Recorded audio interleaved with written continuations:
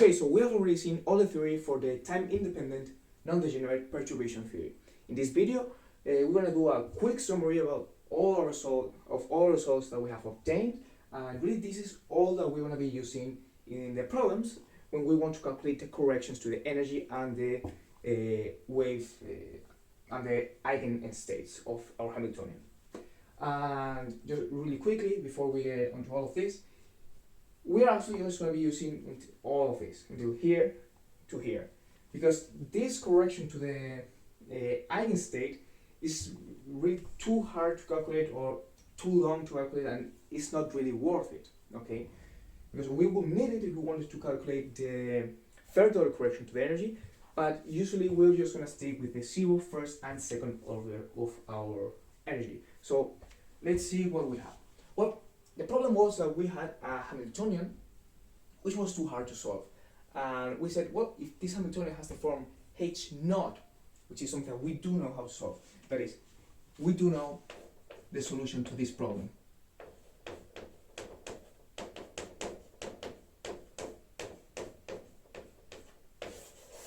Okay, we know the solution to that problem. Well, if we can split our Hamiltonian into something we know how to solve and something that we don't know how to solve, this W, then if this W is really small, we call it a perturbation. If it's really small compared to H naught. I put an absolute value because it can be positive or negative, but in general, the energies that it gives have to be really small. Okay, they are really operators. This a lot less just means that its contribution is a lot less than H naught. Then we will rewrite W as some lambda, which we said that is going to go range from 0 to 1, times HP, which is another name for perturbation Hamiltonian. With this in mind, we consider a series expansion for the eigenstate, the total eigenstate of our Hamiltonian. That is, this is the equation that we want to solve. Okay, this is the general equation, and this is the equation we know. They are not the same because this one includes the term of the perturbation. So we said that the general solution will have the form of a power series in lambda, and the energy will also have a solution in power series in lambda.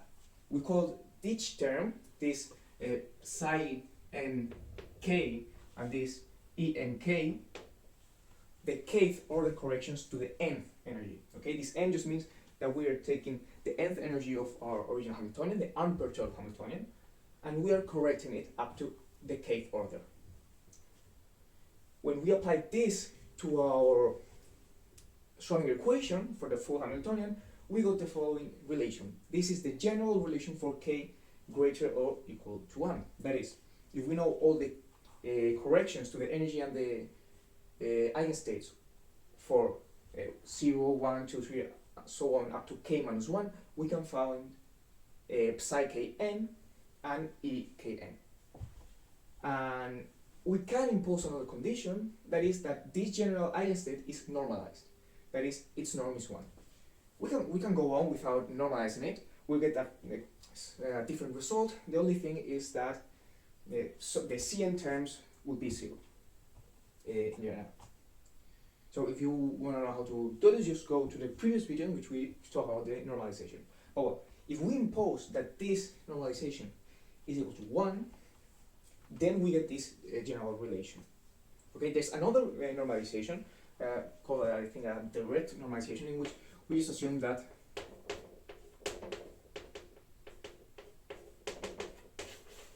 if you assume this normalization, this will no longer be 1. The full the norm of the full eigenstate will not be 1, but it will be an easier expression in which we will get that each correction has no component in n, right? This will just mean that Cn2 in this case will be 0, Cn3 will be 0, and so on, so on, so on. But we are going to go with this more tedious definition, because usually we are working with normalized wave functions. Really, it doesn't matter for the first order correction. Both normalization give the same result, and this one is the one that we're going to be using the most. But it does change from second order, and I think for third and fourth and so on, it also changes. So in general, if we want, sorry, I sometimes I repeat myself too much, but I just want everything to be understood clearly. If we say that the normalization of the full eigenstate is 1, then we necessarily need that this relation holds for the kth order. So this would hold for all k greater or equal than 1. Now, after we apply all of this to the 0th order, we get that the 0th order correction is just en0, and the 0th order wave function is just phi n0. So, what this means is that our energy, or total energy, is going to be, okay, en0, the 0th correction, but we say that it's just en0, so en0 plus, we put on the first order correction afterwards, and the nth general eigenstate is going to be the 0th order correction, but this is just phi 0, so plus some other terms. The other terms are, first of all, the first order correction. What we saw that the first order correction to the energy is just the expected value of hp in the phi n0 state. That is, we just take the sandwich operator of hp with phi n0. And the psi, in the correction to the eigenstate, is just the sum from m, from all values of m that we have, different from m. We'll see in the exercises what all the sum of all values of m means, and you'll get a more clear picture of it.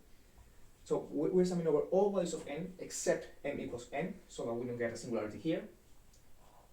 And also the Cn here, let me just put it, the Cn1 is 0 with this normalization. And this is the sum of the sandwich operator between phi m, in this case we are summing from all different m's, hp and phi n. This one is constant, and we are subtracting the En energy, which is constant, minus the Em energy, which just varies depending on m. So this would be our first order correction.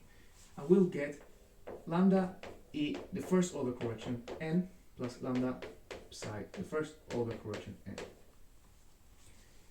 And what else? For second order, we just get, doing the same procedure, we get the sum from all values of n except n of the expected, the same expression over here, this sandwich, the sandwich of phi m, hp and phi n, taking the absolute value and squaring it. Okay, remember that this is a complex number. We take the absolute, the modulus, sorry, and square it, and divide by the same term here, En minus En0. Now, the second order correction to the wave function is a lot more extensive. We'll get that it is, just by the definition of our basis, just remember that this is a basis of our Hilbert space, or M, the eigenvalues of H, no? We get, this is the sum from all values of M except N, of the coefficient Cn2 and our eigenstate of our basis, phi m0. Plus, we are adding the contribution of the n equals to n term. Okay, we're adding it in a separate way. So here are all the components for the basis, in this basis, for n different from n, and we are adding the component for the nth eigenvector. Now, just remember that n just means that that's the energy of h naught that we're correcting. In this case, we get this really long expression. I don't know if you can see, but I'll just say it real quick. C to n is the sum from L, different from L. Okay, L is just another variable that we're dummy variable to sum of the sandwich L and M, the sandwich M and N. Okay, this would be a constant because it doesn't depend on L in this sum. And then subtraction, the difference in energies of NL, N and L, and N and M. It can be a bit confusing, but just if you get down to it and write it all down, you can more or less see, more or less understand it. Minus the first energy correction, okay, this one right here, times the sandwich of M, HP, and phi n0 over the difference in n En minus Em squared. And this holds for all values of n different from 0. Because just put m equals to 0, this will go up to infinity and we'll get some troubles. Now, for this nth value, we saw applying this normalization condition that it is just minus 1/2 of the sum over all values of alpha different from n. Notice I'm using a different dummy variable here, I just don't want you to get confused. But whenever you see a variable in a sum, you can put it whatever you want. So don't put n because it could be some trouble. So we are summing over all the modulus square of all the coefficients of the C1 correction. That is, we are getting all of these coefficients, they are CR1, and we're taking the modulus and we're squaring it and multiplying by minus 1/2. So our full eigenstate for second order correction would be this sum plus this term times our phi 0. So this will be everything that we need in our exercises, in our problems, in our corrections. So let me just write it like this, and O lambda 3 plus lambda squared plus O lambda 3. This just means that this energy is okay, our original energy plus some first order correction time plus some second order correction plus higher order corrections like third order and higher, and here we get the same 0th order, first order, second order, and third order and higher. Now there's just one thing. Usually when we have Antonio, we're giving W, we're not giving HP. So what we do is just to say, okay, we said that lambda belongs from 0 to 1. So all of this holds for that value of lambda. Let's choose lambda equals 1. So when lambda equals 1, we get that W is equal to 1 times HP. That is, it is just HP. So we use, instead of HP, just write W, the first term that we already had. And if lambda is equal to 1, well, this just becomes 1, this just becomes 1, and so on. So we'll just have the 0th correction plus the first order correction plus the second order, and so on. And the same for the eigenstates. Now, I know that when we see the general theory behind perturbation theory and other topics, it may be a bit hard to visualize and understand all of this, because it is in a general frame. So what we will do in following videos is to make a lot of examples, applications, and problems about non-degenerate perturbation theory, also the general time-dependent, and you'll see how all of these formulas work and what we mean when we're summing, for example, from n different from n and all of this. So for now, just see the theory, try to more or less understand it.